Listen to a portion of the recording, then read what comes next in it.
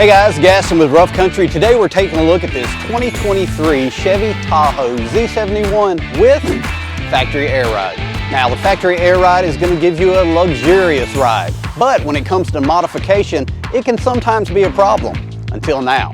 This particular truck is running Rough Country's 3.5-inch lift specifically for the factory air ride. This kit is going to include spacers for the front and rear struts, front upper control arms, as well as all the necessary hardware to maintain that luxurious factory air ride. The kit's going to raise the truck 3.5 inches while leveling it off, and it's allowed this particular customer to run a fuel flame in a 20x10 with a -18 offset wrapped in a Toyo Open Country 285/60/20.